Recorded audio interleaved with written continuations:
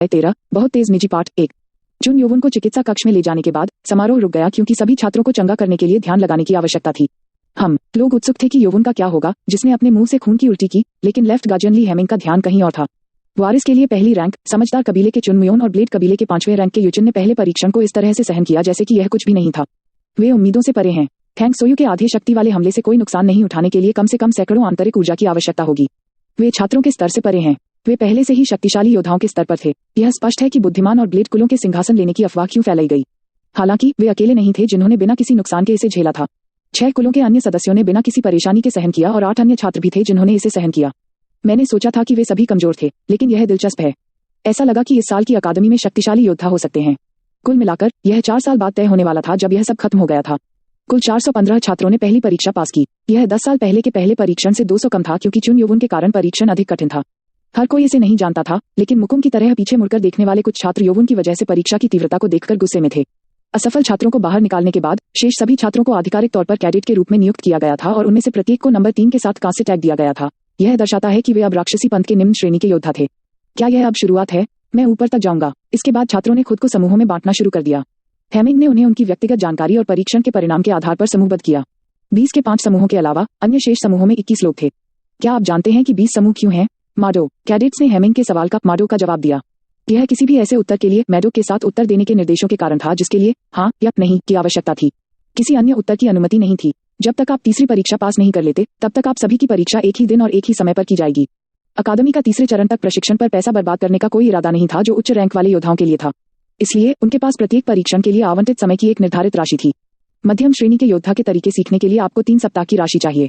केवल 3 सप्ताह। कैडेट निराश हो गए। अप्रत्याशित रूप से तेज गति से वे चौंक गए। 3 सप्ताह के बाद 20 समूह युद्ध करेंगे। 10 समूहों को अगले चरण पर जाने की अनुमति दी जाएगी। उद्धरण चिन्ह। इसका मतलब था कि 200 लोग असफल होने वाले थे। यह एकमात्र और आखिरी परीक्षा है जहां आपको एक साथ काम करने की आवश्यकता होगी। इसलिए यदि आप समूह के भीतर अपने आप से प्रतिस्पर्धा करना चाहते हैं तो आप खुशी खुशी परीक्षा में असफल हो सकते हैं और छोड़ सकते हैं।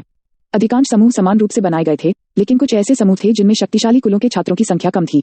इस प्रकार वे सभी उत्साहित नहीं थे। यह आज के कार्यक्रम को समाप्त करता है। आप अपने समूहों के अनुसार अपने छात्रावास में लौट सकते हैं और आराम कर सकते हैं। कल से जो कर्मचारी अभी आपके सामने खड़े हैं वे आपको अच्छी तरह से पढ़ाएंगे। इसके बाद छात्रों ने अपने प्रशिक्षकों की ओर रुख किया जो बिना भाव के वहां खड़े थे। जब उन्होंने देखा कि स्टाफ के सदस्य फेल हुए छात्रों को उनकी कमर पर लटके हुए काले क्लिपों के साथ घसीटते हुए बाहर निकालते हैं तो छात्र कांप उठे। तुम निलंबित हुए। खारिज। इसके बाद छात्र अपने निर्धारित छात्रावास में लौट गए। हालांकि छात्रों में से एक खड़ा हो गया जबकि सभी थके हुए भावों के साथ चले गए। यह वफादार कबीले का चुन मुकुम था। इंस्ट्रक्टर इम्पिंग, जिसे मुख्यों के 8वें समूह को सौंपा गया था, उसके पास गया। तीसरा कैडेट, तुम अभी भी वहां क्यों खड़े हो? जब तक छात्रों ने चौथी परीक्षा पास नहीं की उन्हें उनके नंबरों से बुलाया गया। मेरे पास पूछने के लिए एक प्रश्न है प्रशिक्षक। आप जानते हैं कि मैं उन सवालों के जवाब नहीं दूंगा जो प्रशिक्षण से संबंधित नहीं हैं। जी श्रीमान। प्रशिक्षकों को अपने सभी छात्रों के नाम और चेहरे नहीं पता थे, लेकिन वे कम से कम 6 कुलों के राजकुमारों के बारे में जानते थे क्योंकि वे पंथ के भविष्य के नेता होने जा रहे थे। अच्छा, प्रश्न क्या है? मुझे यकीन है कि मैं अपने समूह का नेता बनूंगा। इसकी घोषणा नहीं की गई थी क्योंकि यह कल तय होने वाला था, लेकिन मुकुम को पहले से ही पता था कि उनके पास समूह के नेता होने जा रहे हैं। उन्हें नियमों की परवाह नहीं है। वह जानता था कि 6 वंश अकादमी के संबंध में अपने राजकुमारों से रहस्य नहीं रखेंगे, लेकिन इसे वास्तविकता में देखना निराशाजनक था। मेरे समूह के कैडेटों में से एक 7वां कैडेट चिकित्सा कक्ष में है और मैं नहीं चाहता कि हमारे एक कैडेट को छोड़ दिया जाए या गायब हो जाए ताकि हमारा पूरा समूह विफल हो जाए। ऐसा क्या है जो आप प्रस्तावित कर रहे हैं? मैं उसे बताना चाहता हूँ कि उसके जाने के दौरान हमने आज क्या सुना था ताकि वह छूट न जाए। उसने सोचा कि सभी 6 राजकुमारों को योवन पसंद नहीं था, लेकिन ऐसा लग रहा था कि मुकुम अलग था। इम्पिंग प्रसन्न हो गए और सिर हिलाया। अच्छा, मैं आपकी ईमानदारी के लिए आपकी सराहना करता हूँ और आप इस दूसरे परीक्षण के महत्व के बारे में जानते हैं। इसलिए मैं आपकी सलाह लूंगा और 7वें कैडेट के पास जाऊंगा और उन्हें खुद इसकी जानकारी दूंगा। तो नहीं, यह आवश्यक नहीं होगा। मैं खुद जा सकता हूँ। विशेष परिस्थितियों को छोड़कर मुख्य भवन कैडेटों के लिए ऑफ लिमिट है। चुन मुकुम निराश हो गया। भगवान, इस पर लानत है। यह बकवास है। उसका उद्देश्य चुन योवन के पास जाना और उसका पैर या कुछ और तोड़ना था, लेकिन उसने नहीं सोचा था कि उसे इमारत में प्रवेश करने की अनुमति नहीं दी जाएगी। उसने यह बताने की कोशिश की कि वह 6 कुलों में से एक का उत्तराधिकारी है, लेकिन उसने महसूस किया कि उसकी पृष्ठभूमि इस अकादमी में लागू नहीं होती और उसने हार मान ली।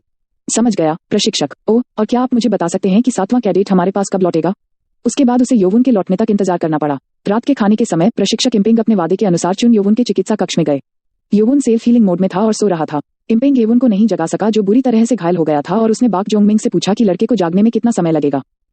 उसे बिस्तर पर कम से कम 2 सप्ताह की आवश्यकता होगी। उद्धरण चिन्ह 2 सप्ताह। यह उसके लिए दूसरे चरण तक जाने के लिए बहुत लंबा होगा। क्या वह पहले नहीं जाग सकता? इम्पिंग को एक छात्र के कारण अपने समूह को असफल होने देने का विचार पसंद नहीं आया। यह छात्रों के लिए अस्तित्व था, लेकिन यह प्रशिक्षकों के लिए एक प्रतियोगिता थी। ठीक है, उसके पास कोई आंतरिक ऊर्जा नहीं है, इसलिए इसमें समय लगता है। तब इम्पेंग को यह जानकर छोड़ना पड़ा कि चुन योवुन को ठीक होने में 2 सप्ताह लगेंगे। ठीक है, वह भाग्य से बाहर है। उसने सोचा कि चुन योवुन बदकिस्मत है, लेकिन बाद में उसे पता चला कि यह सच नहीं था। अगले दिन कोई सुबह होने से पहले चिकित्सा कक्ष में चला गया। यह सबमिंग द क्रेजी ब्लेड था। हे अप्रेंटिस, यह तुम्हारा शिक्षक है। वह बहुत तेजी से वापस आया।